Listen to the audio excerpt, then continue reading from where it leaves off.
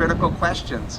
And if they're ever in a situation where they're being told, don't listen to those ex-members, don't listen to those critics, go out of your way to listen and decide for yourself if there's any substance or if there's any facts that they have to offer. Don't just suspend your own human rights and listen to some external authority figure, because the truth will stand. If you're involved with a group and there's a problem with it, you should get out. And if the group is legitimate, it will stand up to scrutiny. And so anyone who's trying to manipulate information about things, be careful, please. And that's about it. I just want to thank Anonymous. I want to thank again Larry and Nancy and all the other courageous former members for speaking out. And I really hope we can create more pressure on investigating Scientology, getting their tax exemption status, putting David Miscavige in jail. Thank you very much.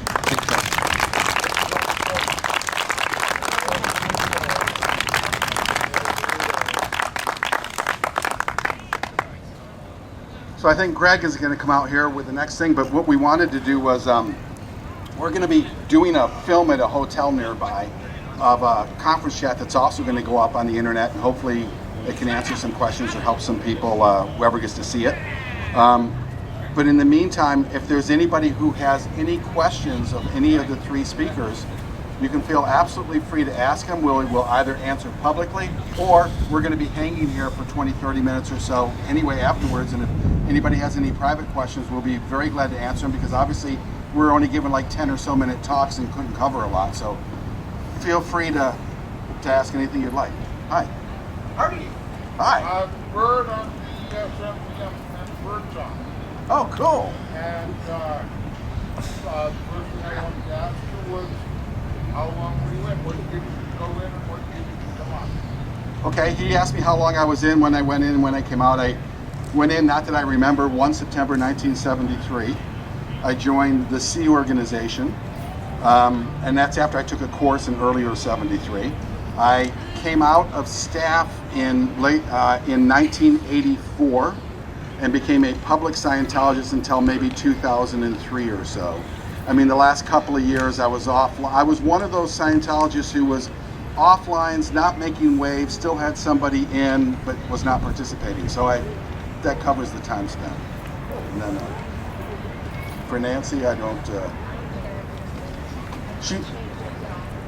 There you go. Anybody else have any questions? Well, yeah.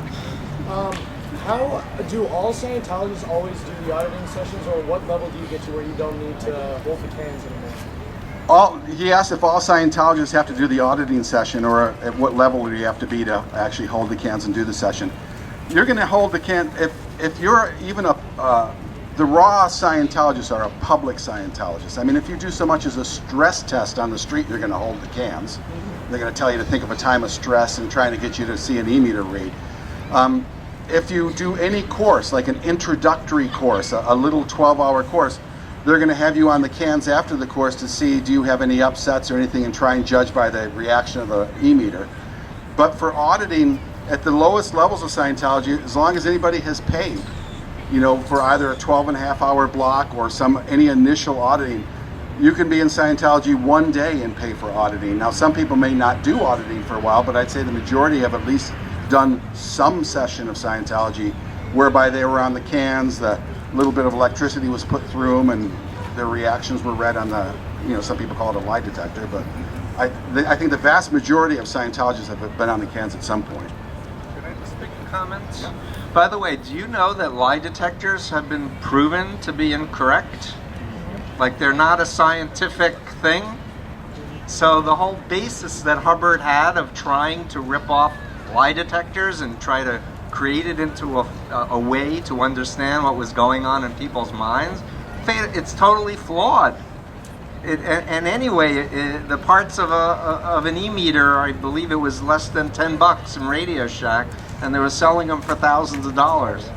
So anyway, just wanted to add that thing about lie detectors. It's like, it's more of a device to manipulate people, to believe that if you get the needle to move, then it has significance. And you can literally use it with a handkerchief and say, if you move the handkerchief, there's significance. And you could do a whole mind control cult based on a moving handkerchief. Does that answer your question? Very, very thoroughly. Thank you. Yeah. Anybody else have anything else? Otherwise, we're going to be hanging and, happy to chat with anybody on anything. And I'm going to turn this over to Greg. Thanks very much, everybody. I incredibly appreciate what you're all doing. Yeah. Thanks, Larry. Thanks, Nancy. Thanks, Steve. Some of the people who are here to see the video that we're going to show of the Halifax Anons actually getting punched by Scientologists at a protest. We are going to set up that video, and we're actually waiting for the Halifax Anons to get here. They're about 20 minutes away. So we're going to get some music going, we're going to hang out, we've got some dodgeballs coming, some frisbees, so about 40 minutes before the video starts. I'd recommend anyone go grab some food over there if you're hungry. We got about half an hour, 40 minutes, alright? Cool. Yeah.